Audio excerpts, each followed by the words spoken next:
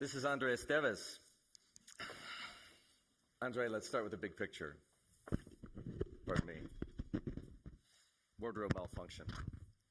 I met yesterday with one of the biggest investors in Brazil, a billionaire with decades of success all over the world. And he told me that the future never seemed more dismal, gloomy. He's worried about tensions between the United States and China. He's worried about the shift of protectionism in the U.S. and in Europe. He's worried Trump will win the U.S. election and create chaos in geopolitics, and with it, of course, the global economy. You are arguably the most powerful investment banker in Latin America. What do you see when you look into the future? I'm less gloomier than that.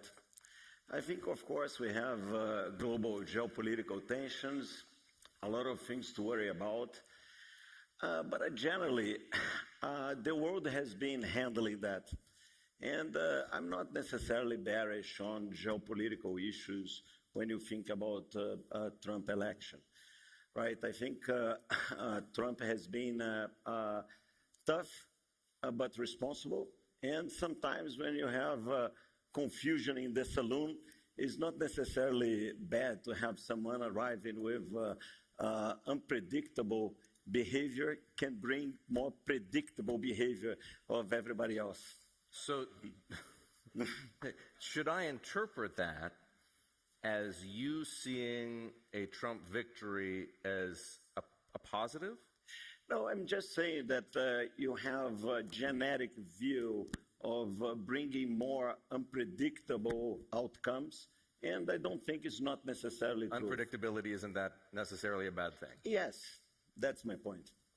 So we have, of course, the U.S. election coming up in 13 days, but there are two poles to this geopolitical tension we're talking about. There's the U.S. on the one side, and the U.S. economy, as you know, continues to do extremely well. Interest rates are coming down, inflation is moderating, the unemployment rate continues to be quite low. On the other hand, of course, we have China. And the Chinese economic model today looks a lot different than it did just a few years ago. Tell me what you expect from China. In this case, I'm worried with both sides. Starting with China, I'm worried about the model. What drove this amazing 30 years of Chinese growth was a combination of big migration from rural areas to urban areas and the consequent urbanization of that, an amazing labor arbitrage, huge investments in infrastructure with fantastic productivity gains, and on the top of that, a very vibrant capitalism. When you look at China today, all of these factors offer some challenge, right? Labor cost arbitrage is not there anymore, or at least not in the same fashion, right? A blue-collar worker in China makes more or less the same than a blue-collar worker in Brazil or Mexico. No more migration from rural areas into urban areas, and no more consequent urbanization in the same velocity. And the marginal investment in infrastructure doesn't bring the same productivity. And regarding the amazing entrepreneurial environment of the last 30 years, also some shifts, some more prioritization on politics regarding the economy. And on the top of all of that, you also had the surprise in birth rates to the worst. So Chinese population is shrink. If you ask ChatGPT, what is the population of China in 2100, it will tell you 564 million people, which is a big challenge. So we had the package. Maybe it's the beginning of a reshift in the direction of economic priorities. We need to see, but I think we have challenge there. But we also have challenge in the U.S. And the challenge in the U.S. for me is related to public deficit. And the debate about that, or in better words, the lack of debate about that in the public campaign, right? It's a very high deficit with less buyers of U.S. treasuries, and we don't see this debate happening. It's, in reality, even if you are the owner of the printer, there is a limit to print.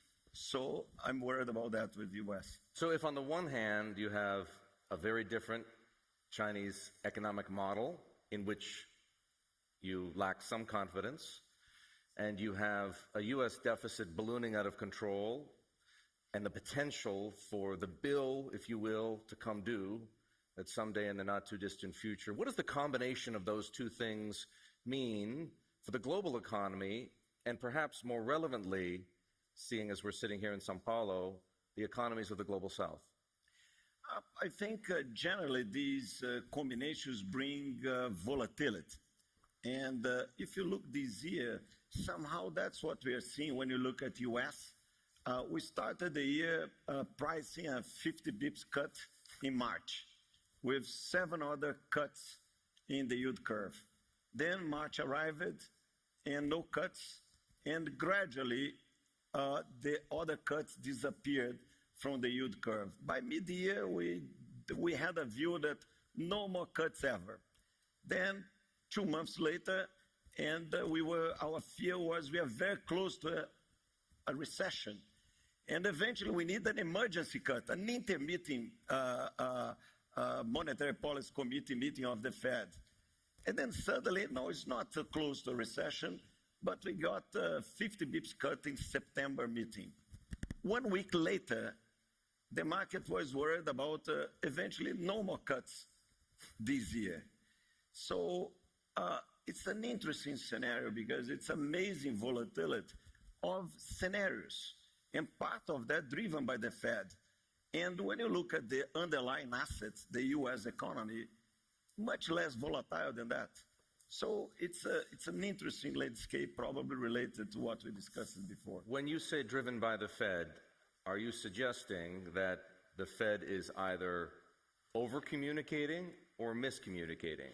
I think certainly over-communicating, because when you are a central banker, and today the information that any central bank has is not that different than the market information.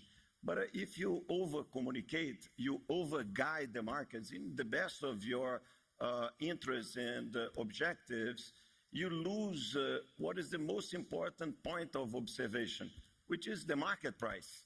That's the most important piece of information. If you are over-guiding the markets, you are somehow losing that.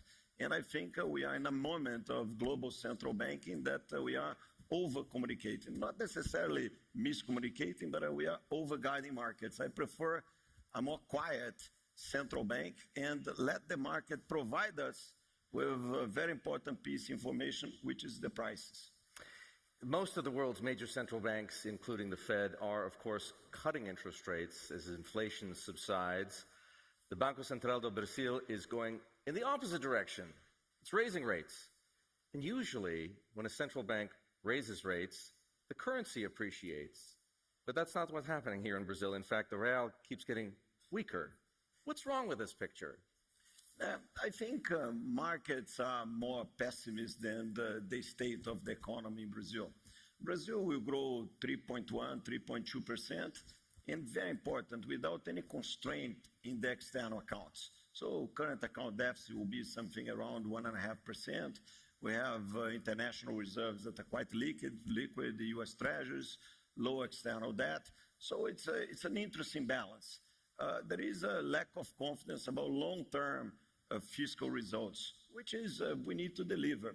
And regarding the interest rates hike, we are just in a different moment of the cycle. Brazil is with very tight unemployment, a very low unemployment, which is good for the economy, but maybe we are with inflation expectations slightly ahead of what they should be. So central bank is doing their job, moving back inflation expectations to the target, which is 3% in the case of Brazil. Is fiscal credibility the underlying problem here? We have, in a certain way, it's a similar situation than US, right? We have this year a pretty similar number of nominal deficit to GDP, Brazil and US. The difference that we don't own a printer, and we need to be more rigorous than the US regarding that. So we need to deliver about that. We need to be disciplined, but the good news about Brazil is that the fiscal deficit or the fiscal topic is being discussed every day in political campaigns, during the newspapers, in debates about that. And that's what I like. The first step to solve a problem is to identify the problem. And what scares me in the U.S. that even without many buyers of long-dated treasuries, you are not discussing the topic. Roberto Campos Neto has been a stalwart of monetary rectitude here in Brazil. He has conferred enormous credibility to the central bank. Will his successor, Gilberto Galípolo, be as resistant to political pressures as Mr. Campos Neto has? I think we are in an interesting moment of central bank in Brazil, or the monetary history in Brazil. First, Roberto was the first independent central bank. The independent, constitutional independent central bank in Brazil is recent. Roberto is the first central bank governor that runs an independent central bank. But in reality, for more than 20 years, including Lula's first two administrations, central bank was operationally independent in practice. For the last almost 3 decades, that's the logic in Brazil. So I think we'll have a smooth transition, and the credibility goes beyond certain the credibility of Roberto, but is from the institution. You think there is enough institutional credibility? You know, I'll just remind everybody that it was only last week that once again Donald Trump was talking to our own editor-in-chief, John Micklethwait, about how he wants to jawbone the Fed in this direction or that direction. Is that a possibility here too? I think part of the job description of a president or any politician is to make comments about the scene. But honestly, I think central bank under this administration, the next or the previous, will take technical actions, and I don't have any doubt about that. Let me ask you about the government of President Lula. Where is it getting things most right economically? I think Minister Haddad, the finance minister, is doing a good job in identifying the necessity of us creating a fiscal framework that brings stability. Remember, Brazil was upgraded by 2 rating agencies, and most recently by Moody's, and we are one step to investment grade. We need to continue to deliver, and it's normal to have doubts, and we have a past of not necessarily fiscal discipline, so we need to deliver better results for the future. And I think Minister Haddad is absolutely aware of that. Where is this government getting things most wrong? I think it's still early on that, but I think honestly the government is doing a good job in creating the fiscal framework. And what I think we should do is I prefer that government tightens more fiscal policy in order of keep less tightened monetary policy. That's one thing. On the microeconomic level, we are in a tight labor market, and we created in Brazil a fantastic net of social support, which is an achievement for Brazilian society. But when you have zero unemployment, more or less where we are, it's time for us to release some of these policies that made a good job in the last 20 years in order to push people back to the formal labor market. So I would like to see these 2 moves, and I think it will be very healthy. I'd like to ask you about the local financial services market. Your firm, BTG Pactual, is a giant in the wealth management business. As you know, asset management has been transformed in the United States and Europe over the past 15 years. Fees have collapsed. You can buy an index fund for just a few basis points. But here in Brazil, as I understand things, those funds are still pretty expensive, not index funds. Mutual funds, you still pay maybe even a couple hundred basis points to own an equity mutual fund, in excess of 100 basis points to own a fixed income mutual fund. Why are the fees so high? Not BTG funds. They're very cheap and perform very well, and I encourage all of you to invest on that. That is not the case across the industry, though. What is going to trigger the collapse, the compression in fees in wealth management and asset management that we've seen elsewhere in developed markets? No, it's happening in Brazil also, right? You had a lot of democratization in terms of asset management and wealth management in Brazil, which is fantastic for the society. The concept of independent financial advisors, distribution network. There is a lot of competition in the Brazilian market, new fintechs, new companies, big companies that became public companies, digital banks that are very successful. I see a pretty vibrant financial sector here in Brazil, and competition will be there. Regulation is very advanced. You have peaks in Brazil that you don't have anywhere. You move money in Brazil much easier than in U.S. and much cheaper than in U.S. So I think the financial infrastructure here is quite competitive. Another phenomenon here is the recent movement, let's say, of investor capital out of hedge funds and into tax-free asset management products. And there's some concern in your industry about maybe the government eliminating some of those tax advantages. If that were to happen, and perhaps you can tell us if you think it's going to happen, would that spur yet another dramatic reallocation of investor capital here, and with what consequences?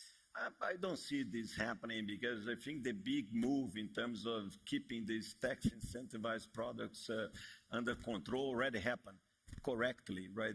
It's a product of tax reform, right? It's much similar, not that different from munis in U.S. or REITs in U.S. So it's a similar constitution. The framework, the legal framework of Brazilian financial markets and U.S. markets are not that differently.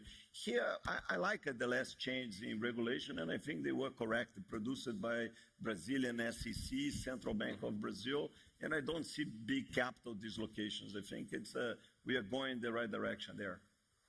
Brazil, as we have established in several conversations today, is a giant in renewable energy. Some 93% of all power on the grid is green. In theory, this country should be a magnet, right, for multinationals that want to build carbon-free supply chains and want to set up green factories. You would know, because of the firm that you run, are more companies actually looking at Brazil now, either to set up businesses or maybe to buy businesses here? Yes, and I think that you can have some tectonic movements around that, and especially regarding the energy matrix that Brazil has. As you said, we have, depends on how you measure, 85 to 90% of the matrix is renewables, which means that we are a renewable, the largest renewable energy matrix in the G20, and especially with low subsidies, right? Because doing renewables in UK, it's possible, but quite expensive. In Brazil, it's not. And I think Brazil could be a global hub for data centers, for example. As you know, you cannot build data centers in Virginia anymore. You cannot build, or in UK, you take 2 years to link your data center to the grid. In Brazil, you have huge investment in transmission lines and renewable energy fully available, not expensive. And Brazil could be a very important hub for global data centers that will be needed globally. When you say that's tectonic, one of the opportunities. One of the opportunities. So when you say tectonic, what is it going to take to bring about that kind of a tectonic shift? Foreign companies find it difficult to operate in Brazil. What does Brazil need to do to make it more attractive, more easier, if you will, for foreign companies to operate here? Yeah, it's partially right, partially wrong, because if you look the last 20 years, FDI of Brazil has been one of the top 5 globally in the world, right? And we receive well American companies, European companies, Middle Eastern companies, US companies, and Chinese companies. So it's a good hub for FDI. And has been like that through different cycles, different governments, different global perspectives. But of course, we could do more. And we are not ideal, far from ideal. I think we should have less taxes, simpler regimes, and easier way of doing business. We can improve in all of these fields. Part of that we are trying to do. We are in the middle of a tax reform in Brazil, not approved yet. As always, not ideal, but much better than the system that we have today. And it's a step. We need the other 19 steps to be ideal. But even so, we have been attractive for that. Do you see those kinds of reforms, not the tax reform that's being discussed in Congress now, but the other 19 steps, as you say, being taken under this administration, or are you going to have to wait for the next government? I think we have been doing reforms through administrations, right? If you look during President Temer, we did a very important labor reform. During President Bolsonaro, we did a very important social security reform. And now under President Lula, we are doing a very important tax reform. And that's sometimes we don't notice. We complain, we demand, we try to do better, but we reach at the reasonable level of institutionalization, which means that you do what is needed. Doesn't matter who ideologically is in power. So I think we will complete the tax reform, and we will continue to do especially microeconomic reforms. So if you look also on this side, a lot has happened in Brazil, from the independent central bank to a lot of privatizations, concessions that are going on now under this government, under the previous government, and certainly under the next government. If you look in the last 3 years, we privatized the three out of the 6 largest state-owned companies, right? It's Sabesp 2 months ago, the largest water and sewage company in Brazil. Last year, Copel, the largest state-owned energy company. And 2 years ago, Eletrobras, which is the 3rd largest state-owned company. So, and honestly, well received by the society. I have a question for you, André, about a theme that has run throughout this conference. Last night, right here, in fact, in this room, Aloysio Mercadante, the president of Brazil's National Development Bank, described a quote-unquote difficult geopolitical scenario for countries in the global south like Brazil. Tell us what you think. How should Brazil position itself in this environment between where we started off the conversation between the U.S. on the one hand and China on the other? Where does Brazil belong?